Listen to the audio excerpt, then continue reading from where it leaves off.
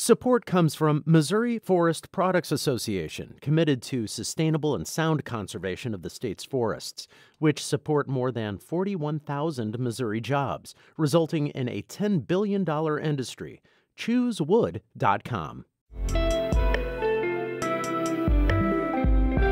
It's Friday, March 25th. This is The Gateway. I'm Wayne Pratt.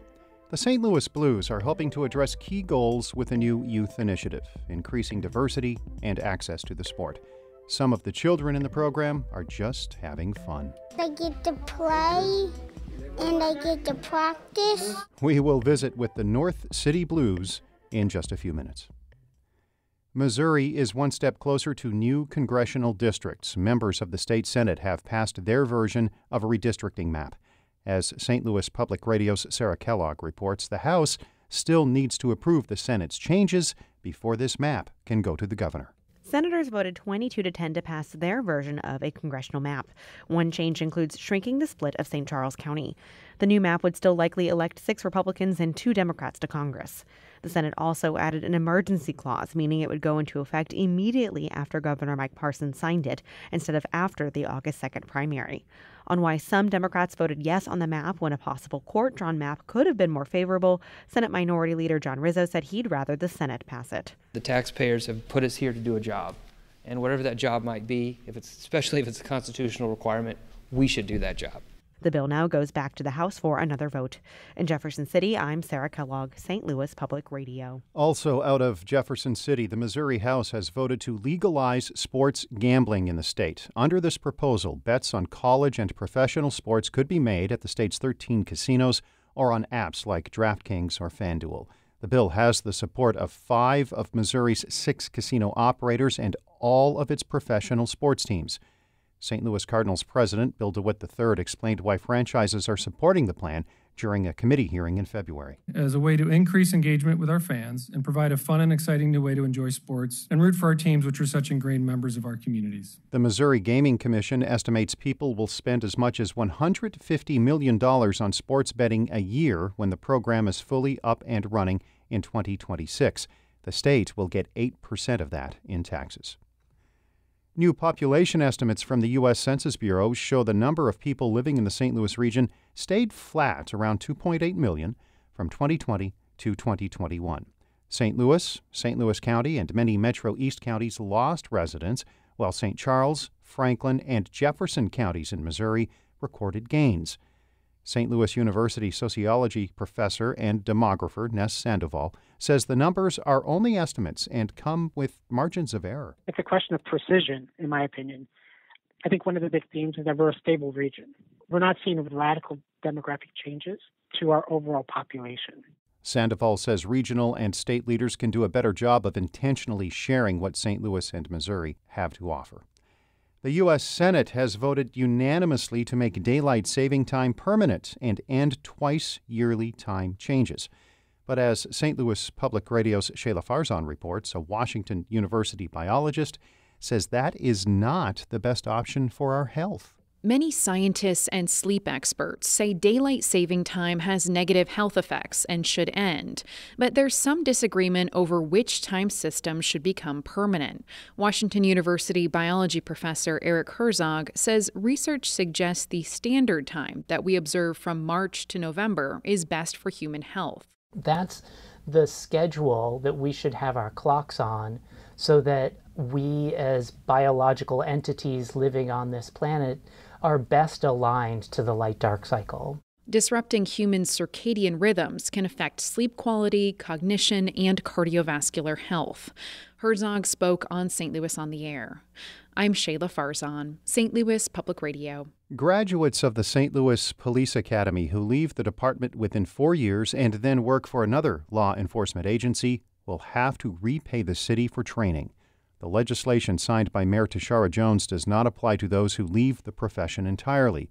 The police academy costs the city nearly $37,000 per recruit.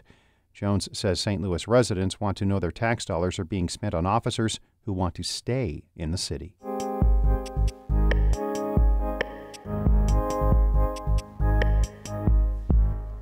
The St. Louis Blues have launched a program designed to increase youth outreach and diversity in the sport of hockey. They are reaching out to children whose parents didn't have the chance to take their shot on the ice. About 15 kids are slipping and sliding around Enterprise Center on a recent late afternoon.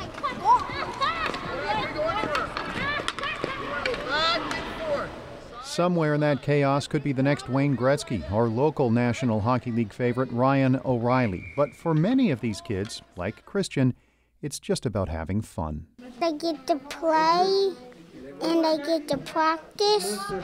His mother, Belinda Dantley from South City, does not appear to have National Hockey League hopes for her son, at least not yet. But she's thrilled the Blues organization is reaching out to kids who likely would not have a chance to lace up the skates. Traditionally is not something that they're exposed to.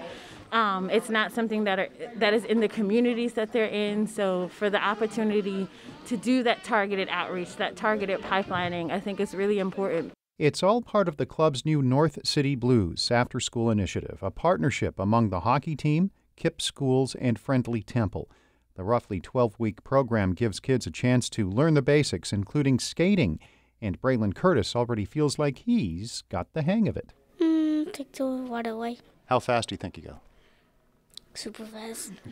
Braylon is also a big fan of, as he puts it, all of the hitting.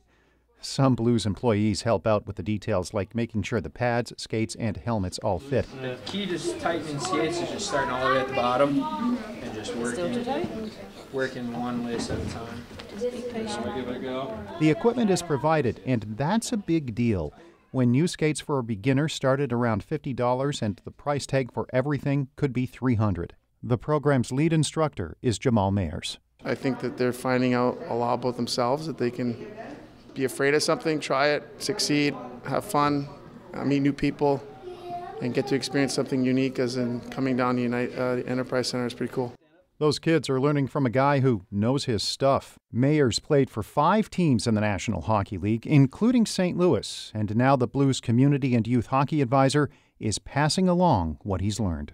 The traits that make you a hockey player are qualities I think any parent would want in their kids. Selflessness, dedication, hard work, perseverance. Those are all the qualities I want in all my kids, and I think that hockey is a great vehicle to teach kids those life lessons and hopefully have fun along the way. Brittany Shanks says some of those traits are starting to develop among her 4- and 9-year-old sons who are part of the North City Blues. The oldest one, you can definitely tell his confidence on the ice has increased. He gets right out there. He actually wants to put on his rollerblades when he's home. Now the youngest one is still playing and exploring, of course.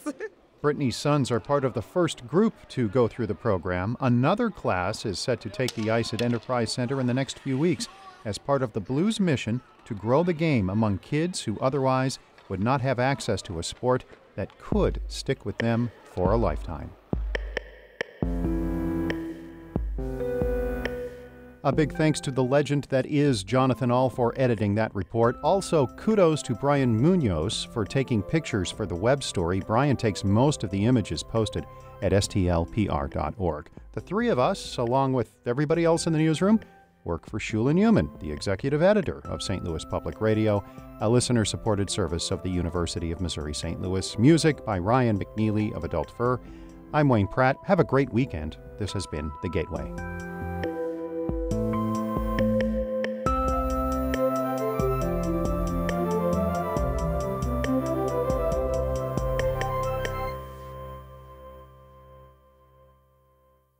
Support comes from the Missouri Forest Products Association.